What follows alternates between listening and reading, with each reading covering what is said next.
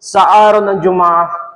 Alhamdulillah mga kapatid sa pananampalataya, na bugkos tayo ay binigyan ng guidance ng Allah subhanahu wa ta'ala upang kilalanin natin si Isa alayhi salatu wasalam bilang isang sugo at propeta ng Allah subhanahu wa ta'ala. Na ang nakaraang mga khutbah mga kapatid sa pananampalataya, atin natalakay na tungkol sa Christmas, na kung saan ay lubos sa atin mga kapatid sa pananampalataya na ipinagbabawal na tayo ay make-celebrate sa kanilang pagdiriwang mga kapatid sa pananampalataya. At natalakay din natin na ang mga bagay na sumusuporta sa kanila sa pag-celebrate ng kanilang selebrasyon, katulad ng pagbebenta ng kanilang mga kailangan sa kanilang pag-celebrate, ay lubos na haram o bawal sa ating pananampalataya.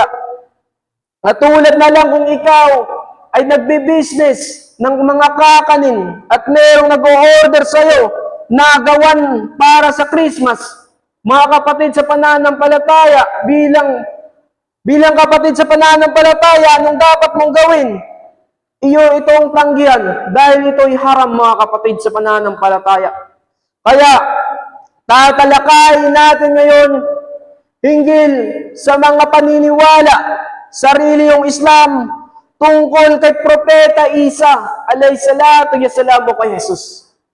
Alam niyo ba mga kapatid sa pananampalataya na mismo sinabi ni Allah subhanahu wa ta'ala na ang mga disipulo ni Jesus o ni Isa alayhisalam ay mga Muslim? Alhamdulillah mga kapatid sa pananampalataya, na malaman natin ang storya tungkol kay Isa alayhisalam hinggil sa pananampalatayang Islam, at ang si Maria o si Virgin Mary ay pinili bilang isang higit na babae o chosen na babae sa lahat ng nasyon mga kapatid sa pananampalataya. Ito ay mababasa natin sa Maral na Quran. Pinili si Maria alayhisalam bilang mataas na babae mga kapatid sa pananampalataya, at ang pinakamalapit na reliyon sa relihiyong Islam ay yawang mga Kristiyano. Ito ay pinakamalapit sa atin o mga kapatid. Dahil po mga kapatid sa pananampalataya, noong unang kapanahunan, nung earliest Christians, na nalaman nila ni si Propeta Muhammad sallallahu alaihi wasallam ay sugo ng Allah subhanahu wa ta'ala, maraming mga pari, mga mongi ang yumakap sa pananampalatayang Islam. Mga kapatid sa pananampalataya, mababasa din natin sa Maral na Quran kung paano pinanganak si Isa alayhisalam ni Virgin Mary. Kaya mga kapatid sa pananampalataya, ito'y matatalakay din natin sa Maral na Quran na si Maria o ang ina ni Isa alayhisalam ay binibigyan ng Allah subhanahu wa ta'ala ng pagkain, mga kapatid sa pananampalataya, na galing mismo sa kalangitan. Kaya sa narration niyaon na nakikita nila si Maria na kumakain ng prutas na hindi pa tagbunga sa kanilang lugar o hindi pa season, ay sila'y nagtaka. Kaya mga kapatid sa pananampalataya, si Maria alayhisalam ay isang babaeng pinili ng Allah Ta'ala. Kaya mga kapatid sa pananampalataya, hinggil din sa paniniwala ng Islam, ang tinatawag na Last Supper o pagtitipon ng mga disipulo ni Isa alayhisalam. Ito ay tinatawag na Al-Maida o lamesa na puno-puno ng pagkain. Sila ay nagtitipon-tipon para kumain yaon. At tinatawag ito ng mga kapatid natin, ng mga Kristiyano, na Last Supper, mga kapatid sa pananampalataya. Kaya, mga kapatid sa pananampalataya, ang sinabi ng Allah Ta'ala sa Quran na ang binaba kay Isa alayhi salatu wasalam na Injil, ito ay meron nakialam mga kapatid sa pananampalataya. Tunay na ang turo ni Jesus ay tawhid. Tunay na ang turo ni Propeta Jesus alayhi salam ay nag-iisang Diyos. Bukos ito ay sinira o pinakailaman ng mga tao. Ano itong mga patunay, mga kapatid, na kung saan ang sasabihin ng mga born again na mali yung iglesia. Na kung ang sabihin ng mga iglesia, mali ang mga Adventist. Kung sabihin ng mga Adventist, mali yung mga dating daan. Kung sabihin din ng mga Romano, Katoliko, na mali ang Kingdom of God. Kaya tingnan mo kung gaano sila nag-aaway-away. Kaya ang sinabi ni Allah Ta'ala, A'udhu billahi minash shaitanir rajim, wa man anzalna kitabah ila litubayna. Ang ibig sabihin nito, hindi binabawa Muhammad ang Quran. No, hindi binaba ang Quran, kundi ay pinagsundo sa bawat isa sa kanila. Kaya malinaw na sila ay nagtalo-talo, sila ay nag-aaway-away, hinggil kung paano ang katotohanan. Kaya mismo sila ay gumagawa-gawa ng kanilang mga reliyon. O mismo sila ay gumagawa ng kanilang mga inventong mga salita para mahingkayat katungo sa kaligawan. Kaya alhamdulillah, na tayo binigyan ni Allah Ta'ala, na tayo ay nakilala si Isa alayhisalam na anak ni Maria bilang sugo at propeta ng Allah Subhanahu wa Ta'ala. Kaya mga kapatid sa pananampalataya, malinaw na ang kanilang mga reliyon ay sila ay mismo ay nagtalo-talo. Sila mismo ay nag-aaway-away hinggil sa kanilang mga reliyon kung sino yung tama sa kanila. Tingnan po mga kapatid, nagsimula sila sa Katoliko, nag-protestant, hanggang marami ng sangay ng mga kanilang mga reliyon. Naiisa naman lang ang kanilang pinaniniwalaan, pero mismo sila ay nag-aaway-away kung sino yung tama sa kanilang mga kapatid sa pananampalataya. Kaya binaba ng aya ng Allah Ta'ala na sinabi, وَمَنْ أَلْسَانَ كِتَابَ إِلَى لِتُبَيْنَ. Ibig sabihin, binaba ito para pagsunduin kayo. Ito yung Quran, binaba para magkaisa kayo. Bukos ang Quran ay tunay na salita ni Allah Ta'ala. Kaya mga kapatid sa pananampalataya, alhamdulillah na tayo ginabayan ng Allah Ta'ala na tayo ay naging Muslim. Isang malaking biyaya para sa atin mga kapatid sa pananampalataya. Na tayo ay kumilala kung sino ang tunay na Diyos, ang Allah Subhanahu wa Ta'ala. Kaya mga kapatid sa pananampalataya, maraming man ang mga bersyon nila na pagbabalik ni Isa alayhisalam. Makikita na ito sa kanilang mga doktrina sa pagbabalik ni Isa alayhisalam. Kaya minsan, merong mga ibang sikta ng mga reliyon na gumagawa kung kailan magugunaw ang mundo. Ilang beses na ba natin naririnig na sinabi nila na magugunaw ng mundo mga kapatid sa pananampalataya. Noong una ay mga kapatid, ang Millennium 2000, na kung saan ay sinabi magugunaw ng mundo sa May 21, December 21, 2012. Ilang ulit na natin narinig na predict nila na sasabi sa araw na yun ay magsisira ng mundo. Subhanallah. Kaya mga kapatid, tayo ay binigyan ni Allah Ta'ala na tayo, mga Muslim, ay lubos talagang naniniwala kay Isa alayhisalatu wasalam.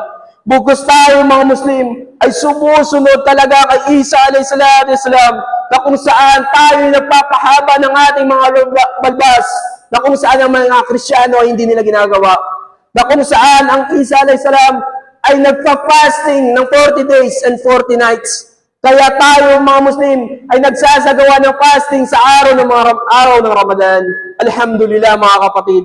At pinaka-importante sa lahat, na sinusunod ng ating mga kababaihan kung ano ang pananamit ni Maryam alayhisalam. Kaya mga kapatid, sino ang mas sumusunod sa ay propeta Isa alayhisalam? Sino ang mas umu-obey ng rules ng Panginoon, kundi makikita lamang dito sa Islam mga kapatid sa pananampalataya. Kaya kung sino man sa kapanuhunan ni Isa alayhisalam ang sumunod, tumalima sa utos ng Panginoon, sigurado ay pupunta ng paraiso.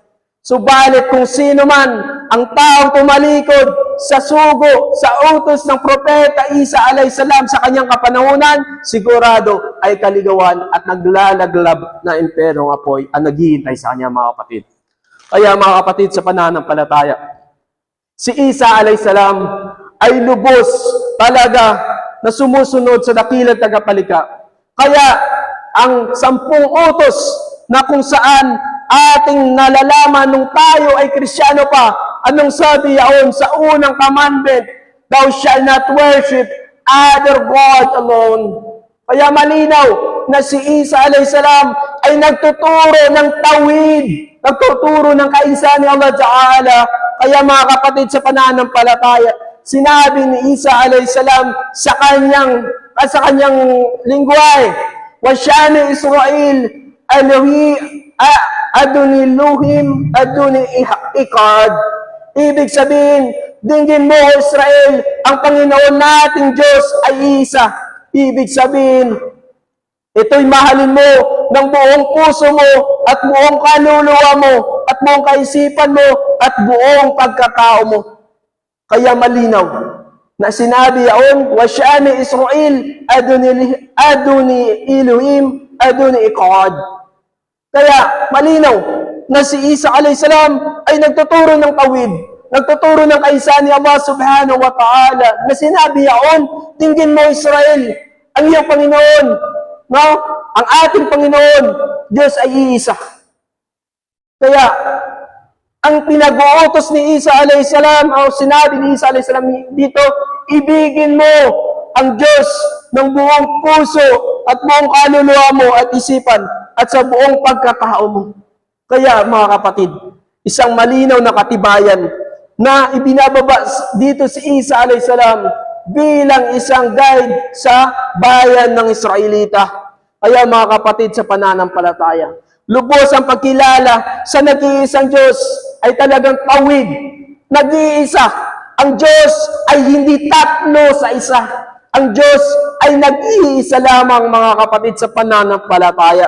Ang pananampalatayang Islam ay nagtuturo na ang Diyos ay isa. Kaya, iwasan natin, mga kapatid sa pananampalataya, alhamdulillah, na tayo binigyan ng Allah Ta'ala, na tayo ay nag-Muslim, kaya tayo ay bugos nating layuan ang paniniwala sa shirk. Kaya mga kapatid, ang pagpaniniwala sa tatlo sa isa ay isang uri ng shirk. Kaya ito ay ating iwasan. Ang Allah subhanahu wa ta'ala sinabi sa Quran, "A'udhu billahi minasyaitanir rajim. Qul huwallahu ahad. Allahu samad. Lam yalid wa lam yulad wa lam yakul lahu kufuwan ahad." O sabihin mo, Muhammad, ang Allah ay nag-iisa. Siya hindi pinanganak o nanganak at siya'y walang katulad. Kaya nalaman na natin ng mga kapatid sa pananampalataya na ang Allah Ta'ala ay nag-iisa. Kaya iwasan natin ang pagsamba sa mga ribulto, ang pagpaniniwala sa mga horoscope, ang paniniwala sa mga anting-anting, ang paniniwala sa mga swerte. Kaya ito'y mga bagay na ito ay nagdudulot ng kapahamakan sa atin na tinatawag na shirk. Ito'y pagtatambal kay Allah Ta'ala sa kanyang kaisahan, sa kanyang tawhid. Mga kapatid sa pananampalataya, meron tayong mga nagawang mga bagay na pagkakamali na hindi natin alam na nahuhulog na pala sa shirk. Lubos natin, tayo ay naniwala sa mga swerte, pamahiin. Ito'y mali, mga kapatid sa pananampalataya. Ito'y iwasan na natin. Ito'y nakagisna ng mga kultura ng mga Pilipino. Kaya, hindi na, sa Islam, hindi na ito. Hindi na dapat natin sundin. Na sinabi nila, bawal ganito, ganyan, kung may patay, bawal na ganyan. Hindi po. Sa Islam po, ay lubos tayong tinuturuan na ang isang Allah Ta'ala na dapat nating sundin, na dapat nating paniwalaan. Aqul hada, wastagfirullah lakum, insan al-muslimin, wastagfiru, innahu huwal ghafurur rahim.